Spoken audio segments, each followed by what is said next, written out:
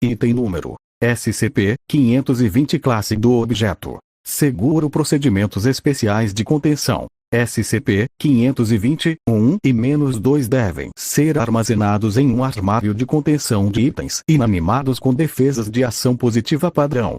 A alça de cada objeto deve permanecer perpendicular à sua base. As alças e contatos devem ser fixados com grampos resistentes feitos de material isolante. GDI 520-A e GDI 520-B devem permanecer sob custódia da Fundação, contanto que o façam voluntariamente. Devem ser acomodados confortavelmente sem acesso a comunicações. Todos os dispositivos elétricos em cada suíte das PDI devem ser verificados semanalmente quanto a danos ou modificações. Caso PDI 520-A e PDI 520-B concordem em se reunir, eles têm direito a 1 hora de conversa presencial ou videoconferência por semana.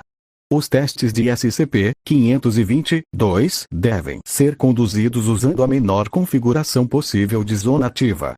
Tanto SCP-520-1 quanto SCP-520-2 só devem afetar os ativos da Fundação programados para descarte. Testes estão suspensos no momento. Consulte Incidente 520-16. Descrição: SCP-520-1 e SCP-520-2 são grandes interruptores de faca construídos em madeira, cerâmica e cobre. Um único indicador sem etiqueta é montado na base de SCP-520-2 e um display LED de 48 caracteres é conectado aos seus contatos de entrada com garras jacaré isoladas.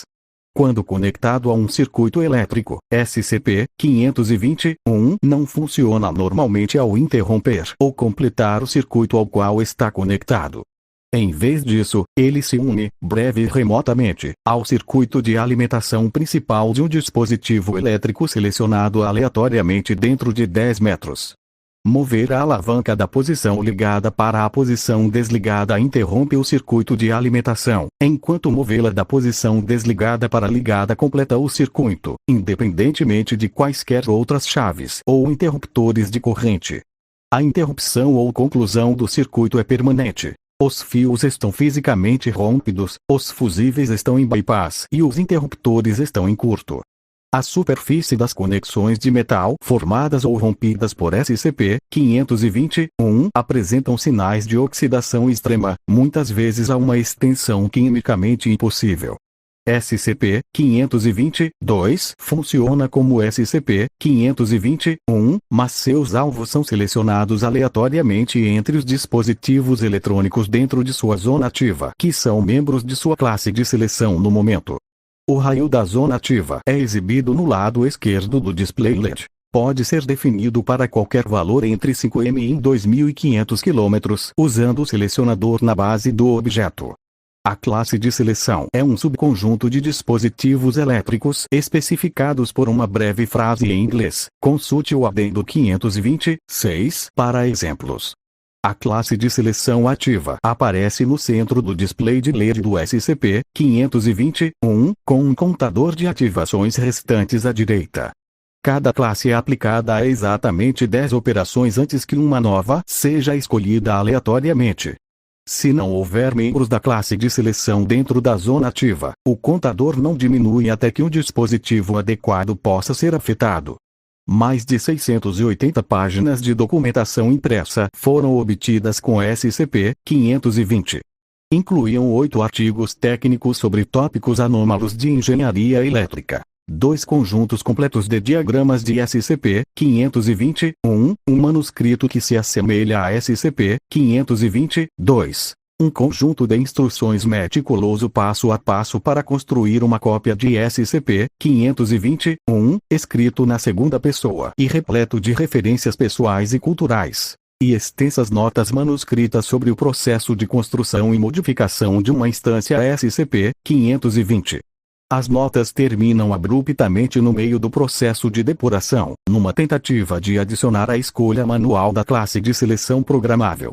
A maior parte do manuscrito na documentação pertence ao PDI 520-B, com notas ocasionais na letra de PDI 520-A. Muitas das notas referem-se a uma troca contínua de telefonemas e e-mails, cujos registros ainda não foram recuperados.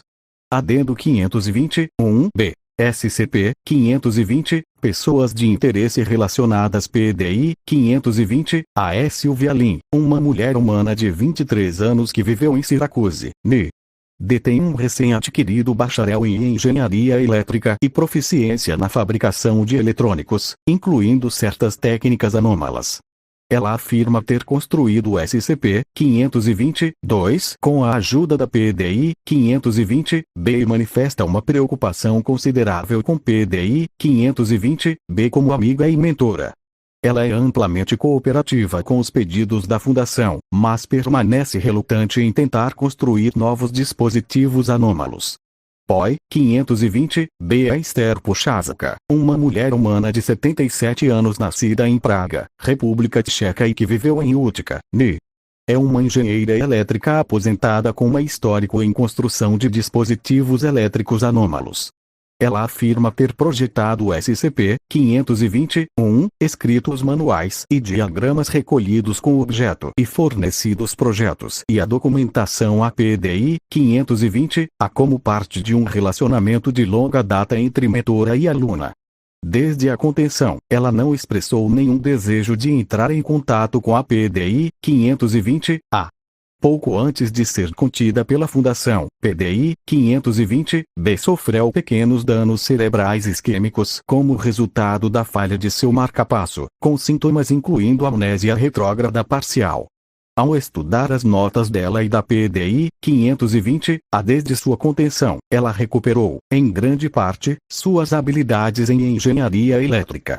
No entanto, ela alega confusão nas partes anômalas da documentação de SCP-520, incluindo sua própria escrita, e é extremamente cética em relação aos princípios básicos descritos nela. Adendo 526. Exemplos de classes de seleção as seguintes classes de seleção de dispositivo, em ordem cronológica reversa, foram observadas desde que SCP-520 entrou sob custódia da Fundação.